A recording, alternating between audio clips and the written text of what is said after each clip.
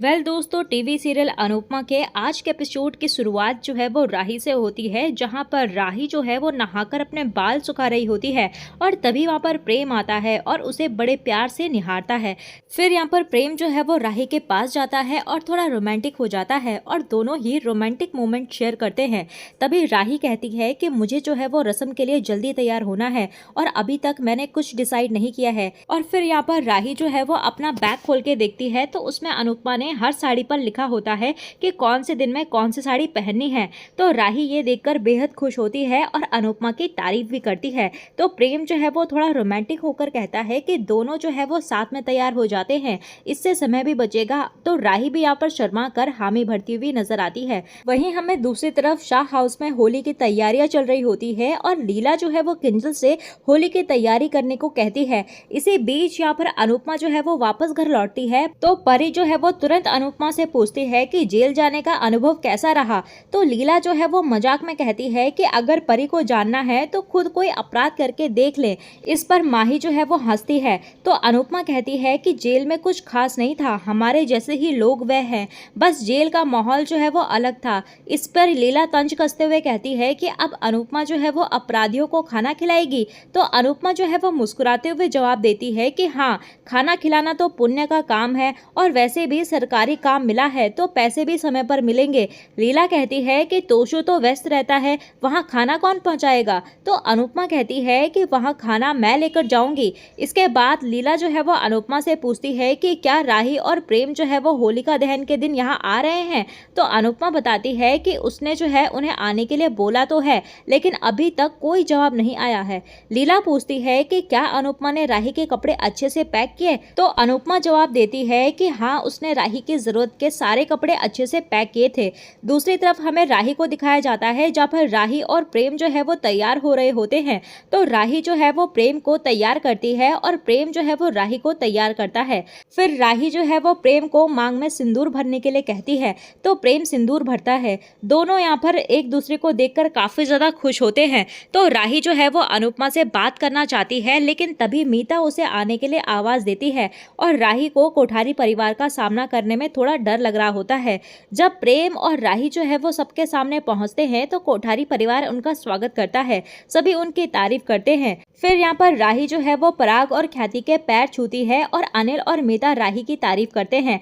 राही जो है वो मोतीबा का आशीर्वाद लेती है और पिछली रात के लिए माफी मांगती हुई नजर आती है। तो मोतीबा कहती है कि कोई बात नहीं, लेकिन आज जो है वो सारी रस्में अच्छे से पूरी करना। और इसी बीच सिक्योरिटी गार्ड जो है वो अनिल को कुछ चिट्ठियां देता है। तो प्रेम जो है वो अनिल से पूछता है कि क्या कोई लेटर उसके और राही के लिए आया है। तो मोतीबा को याद आता है कि उन्होंने वह लेटर जो है वो पहले ही जला दिया है। तभी वहाँ पर अनिल कहता है कि अभी तो नहीं आया है, जब भी आएगा तो मैं बता दूंगा। तो मोतीबा सभी को पूजा करने के लिए कहती है और सभी मंदिर की ओर जाते हैं। दूसरी तरफ हमें अनुपमा को दिखाया जाता है जहाँ पर अनुपमा जो है वो बापूजी से बातें करते हुए नजर आती है और बापूजी पूछते हैं कि क्या हुआ, तुम परेशान लग रही हो। तो अनुपमा बताती है कि जेल में उसकी मुलाकात जो है वो राघव से हुई थी और वह उसे भूल नहीं पा रही है। और फिर अनुपमा आगे कहती है कि वह इंसान जो है वो उसके लिए अजनबी है, फिर भी वह उसे भूल नहीं पा रही है। तो बापूजी कहते हैं कि कुछ लोगों से हमारा पिछले जन्म का रिश्ता होता है, जिसको हमें जो है वो इस जन्म में पूरा करना होता है। इसके बाद यहाँ पर बापूजी पूछते हैं कि क्या उसकी राही से बात हुई। तो अनुपमा कहती है कि मैं तो कब से उसके फोन का इंतजार कर रही हूँ, लेकिन अब तक जो है वो उसका फोन नहीं आया। दूसरी तरफ कोठारी हाउस में पड़ोस की महिलाएं आई हुई होती हैं और एक औरत राही से उसकी पढ़ाई और उसके पिता और परिवार के बारे में सवाल करती है। तो वह सभी जो है वो शिकायत करती है कि मोतीबा ने उन्हें शादी में नहीं बुलाया। तो राही बताती है कि उसके पिता नहीं है और उसकी माँ का बिजनेस है। प्रेम बताता है कि राही की माँ का कैटरिंग का बिजनेस है और उनकी कंपनी में ही वह काम करता है।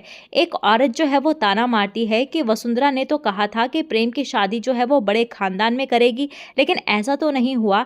इस पर प्रेम जो है वो अपने परिवार का पक्ष लेते हुए कहता है कि कोठारी खानदान के पास पैसों की कमी थोड़ी ना है जो हम पैसे देखकर शादी करते। तो मोतीबा ने राही के गुण देखे हैं, पैसे नहीं। आपके पति के बिजनेस में भी मिस्टर कोठारी ने ही पैसे लगाए हैं।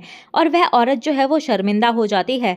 तभी अनिल जो है ये देखकर खुश होता है और इसी बीच यहाँ पर बासा जो है वो राधा को वीडियो कॉल करता है और इसके बाद यहाँ पर मोतीबा जो है वो राही को एक रस्म के बारे में बताते हुए कहती है कि तुम्हें इन थालियों को गिनना है और इन्हें जो है वो एक हाथ से बिना आवाज किए एक के ऊपर एक रखना है।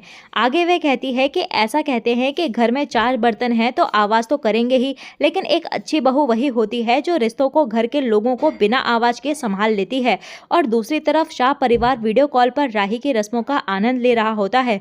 तभी अनुपमा जो है वो आती है और वह परी, अंश और ईशानी से कहती है कि अब वीडियो कॉल बंद कर दें, लेकिन सभी जो है वो इसके लिए मना करते हैं। तभी वह खुद भी राही को देखकर खुश हो जाती है। इसके बाद यहाँ पर राही जो है वो रस्म करना शुरू करती है और धीरे धीरे एक हाथ से सभी थालियां जो है वो एक के ऊपर एक बिना आवाज किए रखती है और उन्हें गिनती है।